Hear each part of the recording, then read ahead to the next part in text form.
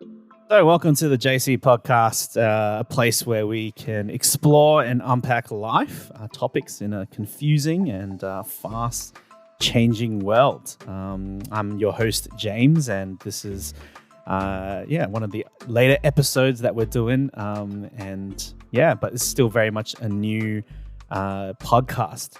It's a place where we can have conversations, hear wisdom and experiences from others. For today, we've got an exciting guest. We've got my dear friend, Wayne. He's a great guy. We've known each other mainly through church and cell. We've talked about having a podcast or doing podcasts before because our cell group discussions go on for so long that it's probably worth a podcast at times. I thought that, Wayne would have some really great things to share and have some insight, as he is also born in the same year as I am. So we're 30s as well. So why don't you just introduce yourself, tell us a bit about yourself, what do you do? And Yeah, no problems. First of all, thanks so much for having me here today, James. I know this is something that's been in the works for a while, and I'm so glad it's finally eventuated. My name's Wayne, currently 31 years old, recently just turned 31. I'm currently working in a business home lending environment. So what I do is look after a portfolio of our business and commercial clients, talk to them, find out a little bit about their financial goals, and mainly that relates to home loans and purchasing residential property or investment property. So I'll do an interview with them, look at their business, how they operate that, then basically assess through their financial performance and look to see how we can assist these clients as they look to invest and purchase property. Yeah, nice. That's good. And how long you been in that role for? I've been in this space all up probably around 6-7 years now. Specifically, currently in my team, we're a bit of a niche team that's centralized in Melbourne. So we look after the more complex applications involving like different companies and trusts. But I've been in lending for a good 6-7 years now. Yeah, nice, awesome. I guess we're launching a new series in this podcast.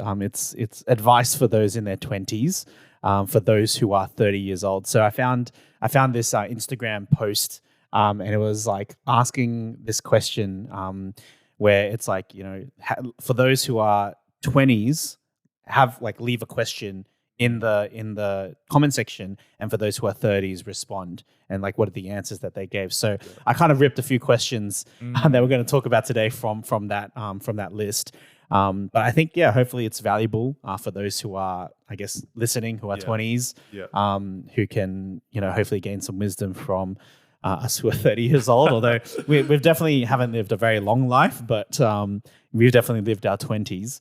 So that's right. So I guess like there's kind of different categories or like different, I guess sub topics that we'll talk about. So stuff is like, we'll talk about life and career. We'll talk about faith, dating, relationships, finance, and we'll do a bit of a fun lightning round at the end. To get into, I guess, life and career. So you've explained, your job, but like, how did you get there in terms of like the way of like, you're out of uni. How do you find what job you wanted to do, and like, how did you get to the place that you're in terms of like job discovery and stuff like that? Yeah, no, great question. So I remember approaching my final year of uni and panicking a little bit, because up to that point, whilst I had worked a number of part-time jobs through uni, none of them really related to what I studied, which was a Bachelor of Commerce, majoring in finance and economics. So it was quite, I guess, daunting that, the time had finally come where I'd have to prepare, my resumes and cover letters and really go out there and start, looking for my first job. So the application process was quite challenging. Commerce and finance is a very competitive sector. And it so happened that a lot of my friends in my course and cohort were also very high achievers. So, sort of leading up to the end of uni, most of us would be, constantly messaging and, checking in with each other on what jobs, which companies we'd applied for. And being in finance, it's always about the big four. So whether it's the big four accounting firms or the big four banks, retail banks, those were always, quite, I guess, seen as a prestigious entry point and a good stepping stone to, start your career. So for myself, I basically, just applied for everything. So went onto your, Seek, Indeed, and different job aggregate websites. Started looking for what was out there. It quite was a timely thing where I had a few, I guess, mentors and friends that were a few years older that were also able to help me with that process, whether it was through introducing some connections or even just giving me some insight into their role or the company that they works for, whether there were opportunities and places for me to consider. Eventually, after enough attempts at throwing the resume out there, I had a couple of callbacks and follow-up interviews from ANZ, CBA, and I think NAB as well. So you go through the application process, which for most of these are multi-part. So they involve an online application. Yeah. After they review your resume, if they feel you're good enough, then they'll invite you back to complete some online tests just to make sure the basic skills are there. And once you pass the test, there is an online interview. And then finally, they'll welcome you back to a group in-person interview if you've been successful through all those different stages. Yeah. So I guess in that process of, I'm just going to go back to something that you said before. You said that, all of your friends were quite successful as well. And I'm sure there's that kind of competitiveness or there's a kind of comparison mindset that comes in. Yeah. Like, did that affect you much, especially when you were early days trying to find and apply for jobs? A little bit. I mean, it's hard not to. You obviously, innately do want to make sure that you measure up to the standards, I guess, that people and society have. And I guess, being in that friendship group, with high achieving people. For myself, I remember thinking, oh my goodness, what if I don't get any offers? It was on my mind. But despite that, I was also quietly confident, not just in my own ability, but really, I felt like God was leading me in this direction. And even through the past couple of years during uni, I could really sense that there was really a lot of clear direction and I guess signs that it would all work out. So yes, whilst it was something that I thought about, it's only a matter of time. You just got to keep going until you get it. Yeah. Okay. Yeah, that's good. So in a way, it was really just that yes, you did compare. I guess naturally, it's very natural to compare, but you at the end, you still trusted that God had the right job for you and the right timing and everything. Yeah, that's right. awesome. I guess moving to I guess more of a broader question, and obviously you've been in work for so long, as best reflecting on your 20s, maybe very early 20s to now your early 30s.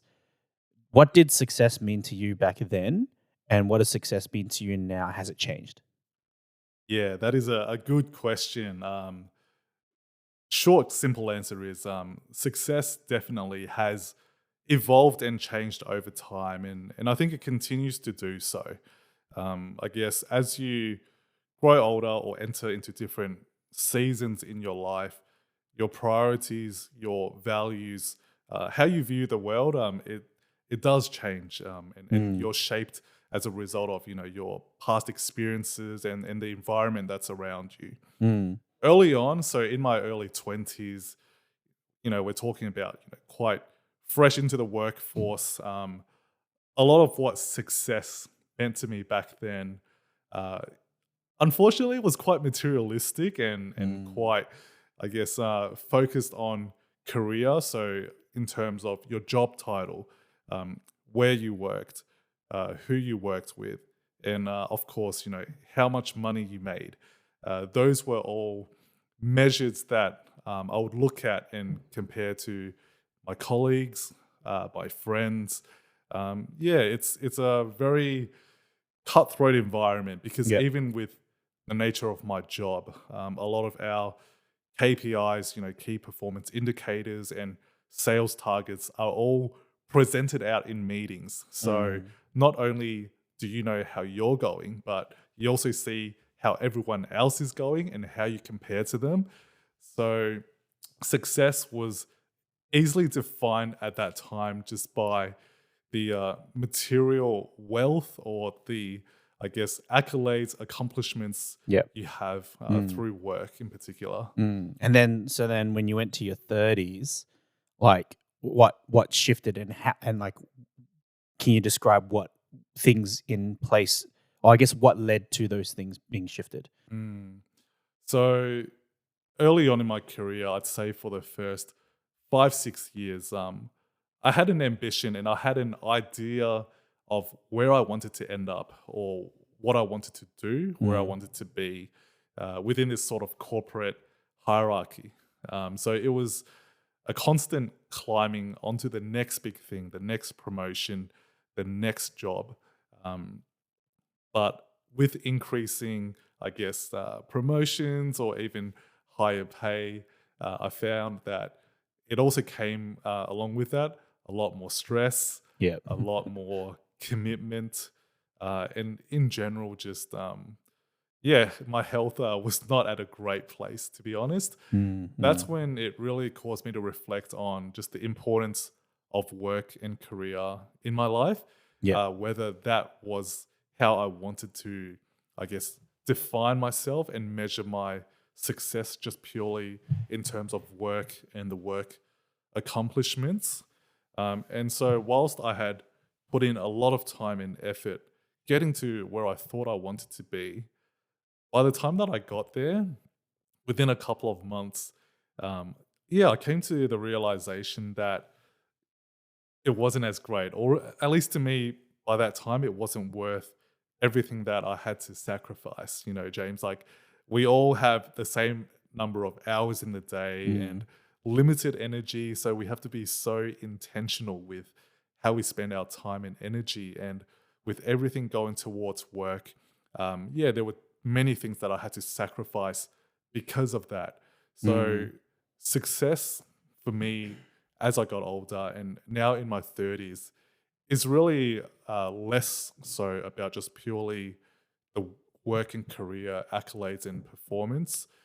And it's more so about just maintaining a healthier work life balance and making sure that the important things in my life are prioritized. And that to me can include like relationships, hobbies, and interests that I have, and doing well in those. Mm. Whilst work is still important, it's just not the only priority now. Yeah, and I think it's like it kind of shows the, I don't know if fallacy is the right word, but everyone tries to achieve the next big thing, as you were saying, Yeah. and it just never ends, right? Yeah, that's right. And it just keeps going, and you can't. It's very hard to define success as achieving the next thing, because when will you ever reach? Because then you'll be on to the next thing and the next thing and the next thing. And I know people like that. It's like the hustling mentality and Yeah. like the hustling culture. But I think, as you said, like, you just end up very tired, very sick. And like, what kind of life does that leave you with, And I think it's, so you said that, work life balance is like a big thing for you. And I think you said, prioritizing friendships and family. I guess, like, how do you see, obviously, as you're a Christian, so when you're talking about success, how does that work with your faith, or like through the lens of faith? Like, how does that shape you compared to like maybe someone who, um, let's just say you had a colleague who thought the same way as you, Mm. but they're not a Christian. but they're like, I want to achieve work-life balance. I want to be their family, friends. I guess what does that element of faith add to, or like shape things differently, if that makes sense? Yeah, no, that's a good and very valid question, and something I guess important to think about. Because of our faith, I believe the way that we view the world and how we should approach our lives should be differentiated and Yeah. not the same as non-Christians. Yeah. Um, and even for me as of now, like it's always a constant striving that I want to live my life in a way that is glorifying to God, but also looking to find God's purpose in your life. I think that's probably the main key for non-Christians. Whilst they can also have these really good and similar standards of what success means to them, but without God in their lives, without that absolute standard, um, yeah, it's going to be very difficult to sort of approach life just with your own sort of wisdom and knowledge, Yeah. because you're setting the bar for yourself, and in a way, like you're basically your own god, because Yeah. what you Yeah. define to be success or what you define to be right, that's on you and that's your choice. But for us Mm. as Christians, we have a God, and we believe in Him. So through that, that is no longer our definition of success, but God's definition for success in what He wants us to do. Mm. Yeah, I think that's really key. That like, you know, because at the end of the day, if you don't believe in God, or you don't believe in a life after this, it's kind of like, well, then what was all that success for? Like Exactly. what's the point? Yeah, But yeah, that's you're right. right. As Christians, we have that not that that idea that success comes from doing the will of God Mm, and doing what God desires for every single one of us. Of course, we have the broader Great Commission, which is to make disciples of all nations, but then we also have individual callings, yeah. unique to each of one of us, where in our families, in our workplaces, that other people won't have those opportunities. So yeah, so I guess that's kind of success. I guess, like, what about failure? So I guess, how did you see failure in your 20s versus now Mm. as you enter your 30s, and has it changed at all? Yeah, so failure, I guess it's very closely linked with success. And I guess it's very much shaped by the standards or the goals, the expectations we have of ourselves in what we Mm, want to achieve. And anything short of that, anything that we don't accomplish, in a way, we can sort of argue and make the case that we failed, and it's a failure. So I guess for myself, in my early 20s, um, yeah, coming from, I guess, um, quite a university that holds itself in very high regards with academic success, and friends that also value sort of that intellectual um, pursuit. Um, it was hard to not compare my job and my career with, I guess, others and what yeah, they were doing. yeah. So the nature of their work um, could be seen as more important, more meaningful. They were contributing more to society, or doing Mm, doing more with their life. yeah, Whereas for me, my very first job out of uni was actually in a call center, and this is the very very ground foundations of the bank, the first point of contact. It's not at all a glamorous it's not great. job. No, as you would know, you get a lot of complaints. You deal with a lot of unhappy people, Yeah. and you're in an environment where you're closely monitored and scrutinized and Mm, managed. So yeah, in a way, when I caught up with my friends and they were sharing about, you know, complex theories or governing policies, and me thinking to myself, oh, my job just involves speaking to customers, helping people that lost their mm, password. yeah, Doesn't sound great, yeah, and yeah, you could argue that I felt like a bit of a failure yeah. at that point. So I think the standard that I had set was also to match and to equal that of my peers and my friends. And so the reality being short of that, I felt, like a bit of a failure when it came to Mm. the early days of my jobbing career. Yeah. So I guess like, you're talking about like the larger kind of failure you felt as a whole that you had failed in, this job. Were there moments, even when you were on the call center where you failed? Mm, I think Or maybe you didn't do something to a standard that you held, or yeah, were there moments like that?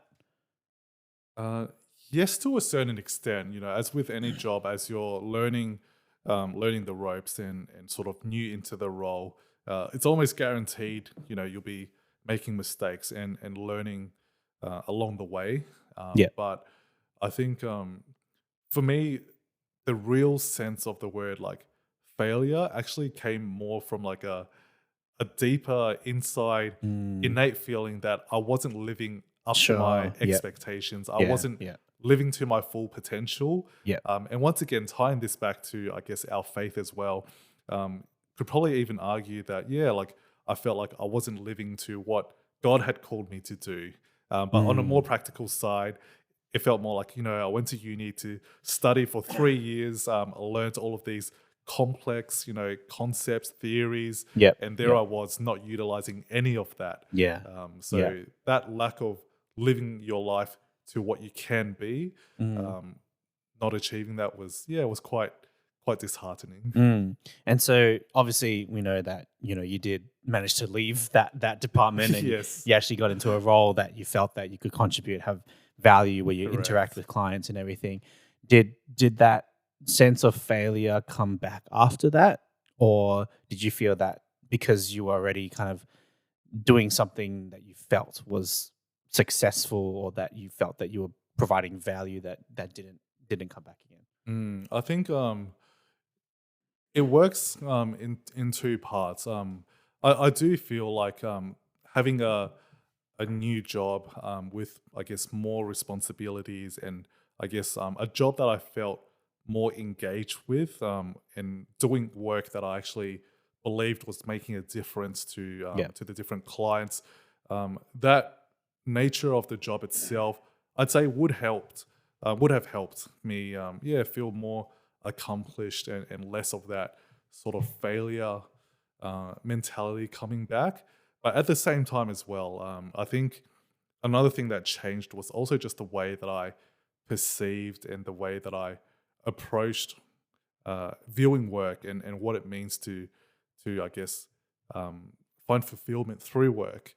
It was, I think, maybe one of my managers that actually said to me, like with our job, there is so much that can go wrong, and the unfortunate reality is when something goes wrong, you'll always hear about it, but you never hear about things that go right. Mm. With That's right. customer That's so true. complaints, there will always be complaints held, but if you do a good job or even a really good job, very few people actually will go out of their way to share that success or share that compliment. Yeah. So one thing that I sort of learnt through this manager was to really every day, at the end of the day, just celebrate a small win. It could be anything, could be something simple, or it could just be completing a task and going home without any extra work. But I think the mentality of just reviewing your day and finding something to celebrate and to view as a job well done, Mm. that's important. And yeah, that I think that just helped me be in a better place mentally and Yeah. finding like, yeah, actually I did do a good job today, or I did Mm. something impactful today.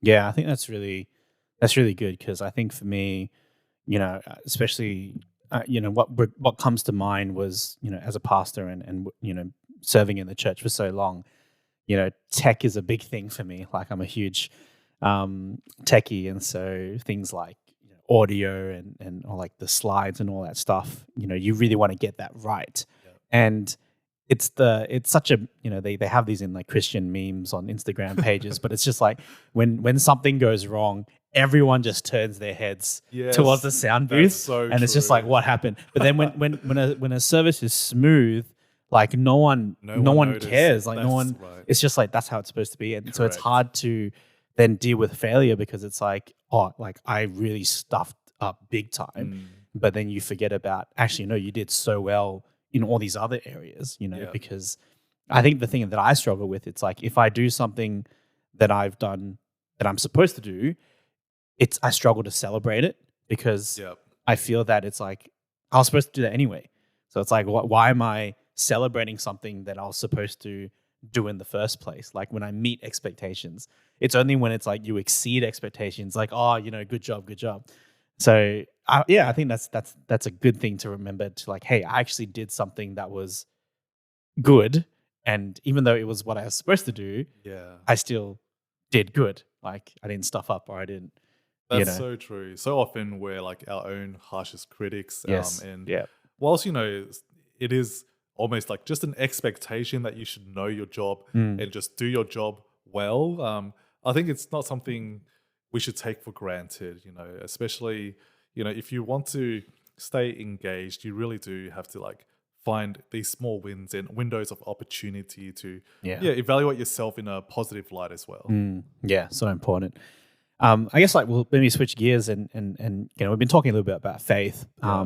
Maybe just like share briefly your faith journey just in the past 1 to 2 years. What's that been like for you in the past 1 to 2 years or so? Yeah. So look, my journey with God over the last 2 years, it really has been just like a blessing. There's no other way that I can describe it. I guess very quickly prior to that, um, I was sort of in a place where work was a bit overwhelming and Mm. had taken, I guess, priority in my life. And that came at a cost of a lot of my involvement in church and the ability to, yeah, invest time with relationships with like brothers and sisters in Christ. Yep. So I made a conscious decision to actually change jobs and actually go for a job that was less demanding, less stressful. Um, Even though it came, yeah, with a pay cut, but I felt like that was a necessary step that I needed to take if I wanted things to change. And because Mm. of that, it's actually led me to, a new church and a church environment where I've actually, yeah, been very fortunate to meet so many genuine, authentic brothers and sisters that, are on this journey with me, this journey of life that we share. Mm. And it's so hard to just do life alone and to stay grounded in your faith when you're all by yourself. It's been an absolute joy just to have yeah, all of these um, church friends be able to help me when it comes to like being accountable in reading the Bible, Mm. or even just sharing the struggles of life and the challenges that I am facing, and having people pray for me. Through, I guess, this engagement, naturally now, I'm also like very fortunate and am very excited that I'm able to serve in church, currently Yeah. in our praise and worship ministry, and also now looking into the youth ministry Mm. as well. So all I can say is, yeah, just praise God. He's been so faithful and so kind to me. When I was at my lowest point, him by his miraculous powers, yeah, really found a way to shift me and get me to the right place with good support. Mm. And like, you mentioned how you had that moment where you realized you needed to prioritize, that, church and faith and all Yeah. that. I guess like, was the decision to make that change, take the pay cut, was that hard? And like, how did you go through that process? I'm just thinking about people who might be in the same Yeah. situation, maybe they're mid-20s, and they're in that job, but they're like, feel like they need to take that bold move, but then they're not sure how or like what to do. So yeah, any insights into that, or like from your experience? Yeah, so for me, it definitely was a tough decision, and I probably had put it off for quite a couple of months. Yeah, between the time when I first thought about it until having the conversation Mm. with my manager, probably a good 3 months had passed. So it was something that I wasn't taking lightly because I knew for myself, I had spent a lot of years working hard, getting to where I was, Yeah. and to a lot of my colleagues, a close friends from work. When I shared this with them, they were in absolute shock because yeah, it didn't really make sense. So many people like work and spend years getting to where I was, and to give up this opportunity for another role that was, truth be told, probably a lot easier and lower on the corporate ladder. Yeah, it didn't really make sense. But for me, the difficulty wasn't so much the pay cut.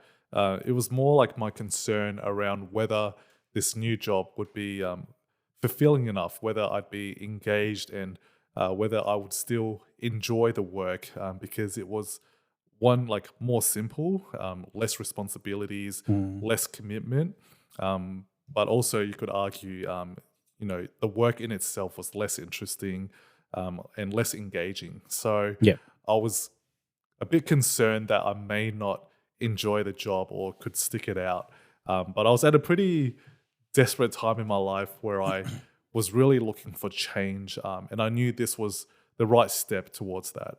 Mm. So I guess like what kind of if someone is like really sitting on that fence and really just really unsure about making that move, like what would you say to them? Yeah, look, you really have to weigh out, the cost and the benefits, and I guess also just consider your situation. Like everyone's, in a different phase of their life and have different responsibilities. Mm. So for myself, being single and still living with mum and dad, financial responsibility is not a huge priority. So the pay cut in and of itself was not going to be, very impactful or Mm. detrimental. So I could comfortably make that decision, and I'd only have to consider myself. There's not, other parties or your partner or family that I needed to worry about. So weigh up the costs and benefits, and really, it's about evaluating what you truly value, what's important to you, because we have to make a decision to prioritize something, Yeah. and whether that's going to be work, your current job, your current title, or whether that's going to be something else more important. And so for me, my out of work relationships, my walk with God, even, yeah, my hobbies and social time, that point in my life, I wanted to prioritize that. So Mm. it was an easy decision in Yeah. that sense because I knew what mattered and what I Yeah. valued more. Yeah. And so you just took the leap Just leap took of the faith. leap. Yeah. Yes, that's right. Yeah. Nice.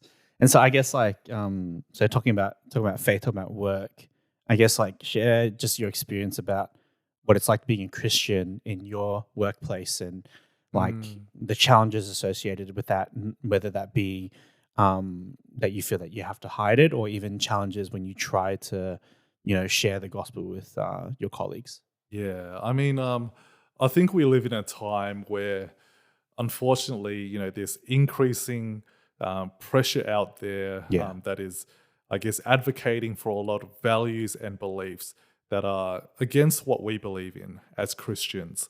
And so a lot of my behavior, you do have to consider, whether there will be any consequences, especially when it comes to, I guess, your job itself. You don't want to do something that might put yourself at risk. Yeah, for sure. I've been fortunate to be in teams where there have been, yeah, other Christians. I remember um, very clearly in my first role, actually, my manager at the time was Christian, and it just so happened as we were having a chat, we came upon this topic, and we both found out that yeah, like we were Christian, and they were also like quite heavily involved in church, and they come from a family where their dad was a pastor of a church, and so I'd say it's easy to be a Christian when there are other Christians in Yeah. your Yeah. work circle. You don't feel as alone or isolated, and you can be Mm. more confident, sharing your faith, in particular to Christians. Over time, though, I found, especially with certain companies, a lot of propaganda or agendas might be put out there. So, Mm. we have a lot of learnings and trainings on, I guess, diversity and acceptance, or even, very contentious topics on like abortion and other sensitive topics that come into play. And there are celebrations over like Pride Days where we're encouraged to wear certain colors to show our support. And so this has been a trend, I feel, that has come about more so, within the recent 5 years. And at least for me, I've been fortunate to be in teams where, managers or the senior management team have been open and accepting of views, whether that's Christian views or non-Christian views. But I've also heard stories of, other friends working in other companies where, it's a lot of pressure is put on them. Yeah. So as for me right now, I think one of the increasing challenges is to be bold and to not be ashamed of your faith. I don't think, we're called to be, timid and ashamed of that. So when it comes to just the simple things like our huddles or stand-up meetings, I will very happily and make it known that over the weekend I went to church, I had a great time, I served at church or any of our like special events. So there's no shame in hiding that fact. Mm. Like this might be a bit of a, I know it's a bit of a contentional, what's the word? Contentious? Yeah, contentious topic, Yeah. but you kind of brought it up. Like the whole kind of like, I don't know, if your company celebrates Pride Month or like Yes. whatever, and they encourage you to dress up in, Mm. is that something that you have done in the past? Or like, have you said like, I'm not going to participate, or is there pressure to participate? What's your experience been like, and how have you approached that? Yeah. So I've been in teams where, like, so within my company, they actually have designated people that can actually be almost like activists or lead champions for these particular days, events, or spokespersons to raise, I guess, awareness on issues or these other groups or minority groups, however you'd like to call them. For me, I've always taken a pretty strong stance that whilst I don't participate in the sense that I myself don't dress up in certain colors, because I do want to make it known where my values are, what I believe in. But at the same time, I've also had discussions with people that may just out of curiosity ask me, oh, how come you didn't dress up today? Or, are you against, these people? And I think just speak from a kind and loving perspective. At the end of the day, we're all sinners. None of us are perfect and free from sin. So we don't really have the authority to judge anyone because we're no better than them. But it's that mutual understanding of you can take a stance and still be loving in the general sense of the word and kind to everyone, but not have to support their points of view or these agendas and beliefs that they have. They're separate issues and don't have to be treated together as one. Yeah, I think it's really interesting because I know everyone will have a different opinion on this, but I think it's what you're saying is so true that I think it is important to take a stand of your faith, because in a way they're making a stand, so it's like we can make a stand ourselves too. Yes. But I think the key thing is just like being loving and having that dialogue when possible, and just showing that it's not that we hate everybody. I'm like I'm sinful too, you're sinful, like Yes. we're not perfect beings, but this is just what I believe. And I think it's unfortunate that I think our society has become more intolerant, Yes. which is a bit sad. Especially with social media, with the media as well. Like it's just very polarizing views Correct. rather Yeah. than actually dialoguing and saying, "Hey, we may disagree, but at least we can agree to disagree." So I think it's important to take a stand. But obviously, I know each workplace is unique in the sense of the challenges. I know corporate is very different from, for example, government schools and stuff like that. It'll be quite different. But yeah, I think it is a challenge. Important to take a stand though. Okay, so we're just going to take a bit of a break here.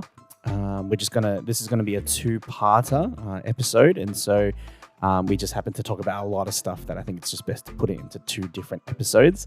But if you like what you're hearing, please definitely tune in for the next one. It might already be out by the time you're listening. And if you find this content really beneficial, please do share it with people who you might think would benefit. At the end of the day, my joy is that you'll be able to engage with these topics and really get something out of it. I hope it really does bless you. But yes, please do share it and follow us on Spotify or follow this podcast. I really appreciate it. But thanks for joining in, and we'll see you in the next episode. God bless.